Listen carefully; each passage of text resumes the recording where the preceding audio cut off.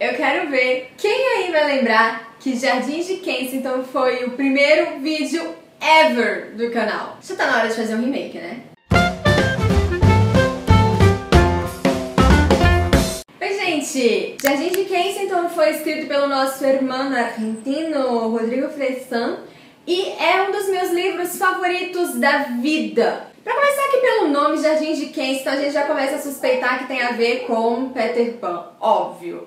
3 anos depois eu ainda sinto dificuldade em fazer uma sinopse de Jardim de Kensington porque são 3 linhas narrativas diferentes, espero que não fique confuso. Rodrigo Fressan quis fazer uma biografia do James Matthew Barrie, que é o criador de Peter Pan. Vocês já devem estar familiarizados com ele por causa de Em Busca da Terra do Nunca, que eu amo, acho lindo, mas Em Busca da Terra do Nunca é uma cinebiografia bastante hollywoodiana, do tipo, quero ganhar muitos Oscars. Os traumas da vida do J.M. Barrie já começaram muito cedo, quando o irmão dele morreu num acidente de patinação e a mãe dele pirou.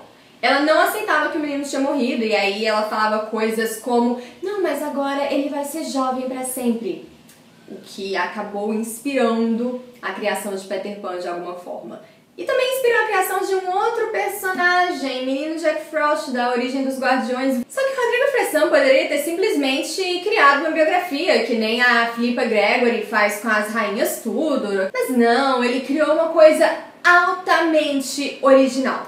Porque a história do Barrie, ela é contada por um outro personagem, um personagem original, que é o escritor Peter Hook. Sim, o nome é uma referência. Peter Hook é o pseudônimo de um escritor fictício, criador de uma série de livros sobre um garoto que viaja no tempo. E esses livros se tornaram super best-sellers, assim, tipo Harry Potter. Mas esse Peter Hook, ele é um cara muito excêntrico, muito recluso e muito obcecado pela história de Peter Pan e pela história do criador de Peter Pan. E por isso que ele resolve contar essa história pra gente. Só que ele não conta só a história do James Barrie, ele também conta a sua própria história, e aí entra a nossa segunda linha narrativa, que é a infância do Peter Hook nos anos 60. A infância do Peter Hook não foi das mais tradicionais, ele vivia num casarão na Inglaterra que os pais dele tinham herdado, e os pais dele eram totalmente adeptos da cultura hippie lá nos anos 60, sendo que o pai dele tinha opiniões políticas totalmente não ortodoxas, não convencionais.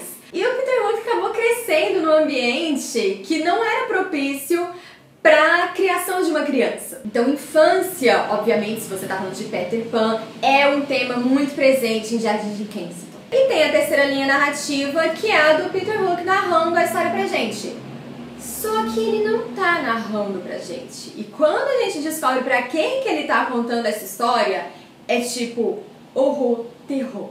Resumindo, para não ficar confuso, a gente tem a narrativa no presente, que é a do Peter Hook contando a história da infância dele nos anos 60 e da vida do James Matthew Barrie no começo do século 20. Alguns autores, agora além de chegou, conhecer a vida de alguns autores ajuda muito a entender a história que eles escreveram. Isso não é sempre, eu particularmente não sou muito chegada em crítica biográfica, que é aquela crítica que você fica tentando enxergar fatos da vida do autor dentro da história. Eu não acho que isso se aplica sempre, eu não acho que isso consegue abordar toda a complexidade do texto. Mas no caso de Peter Pan, conhecer a vida do James Matthew Barrie ajuda a entender muito do que ele quis falar e muito dessa relação que ele tinha com a ideia de infância.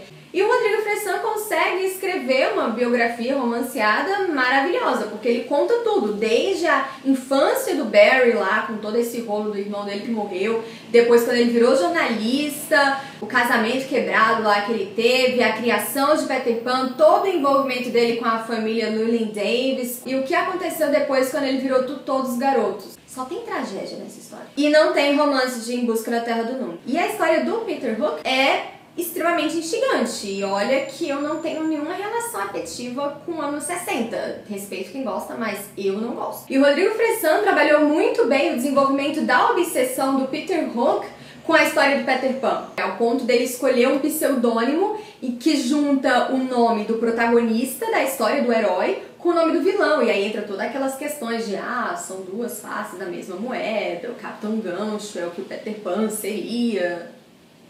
E ele ainda faz a baita de uma crítica ao mercado editorial e ao marketing. O Peter Hook faz vários comentários sobre como que os livros dele se tornaram best-sellers e sobre como a mídia associava essa figura reclusa dele com a história.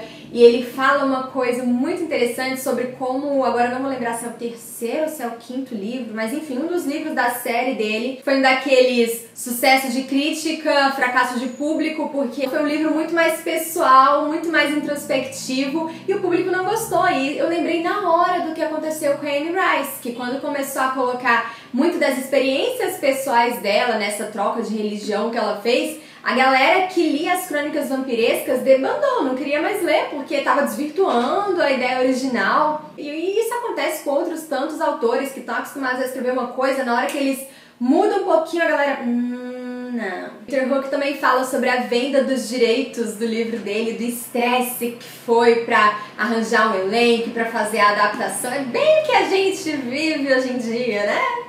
E essas polêmicas extraliterárias já aconteciam na época do J.M. Barrie. As crianças da família Llewellyn Davis nunca conseguiram se livrar do estigma de que foram elas que inspiraram Peter Pan. Aqui até conta o caso surreal de quando a Alice Lindo, que inspirou Alice no País das Maravilhas, se encontra com o Peter Llewellyn Davis. E as manchetes nos jornais eram tipo o encontro de duas crianças imortais da literatura. Eles já eram tipo adultos. Eu não sei se eu consegui fazer jus a esse livro, então vocês vão ter que confiar na minha palavra de que Jardins de Kensington é um dos melhores livros da literatura contemporânea que vocês vão ter oportunidade de ler. Eu já devo ter lido esse livro umas 4 vezes, e uma delas eu simplesmente peguei assim, li ali o primeiro capítulo, quando eu vi eu já estava na metade. Isso vale pra qualquer um, mas claro, os fãs de Peter Pan vão ter um motivo a mais pra ler o livro. Joinha! Porque se não der joinha, uma fadinha morre. Tchau, tchau e até o próximo vídeo.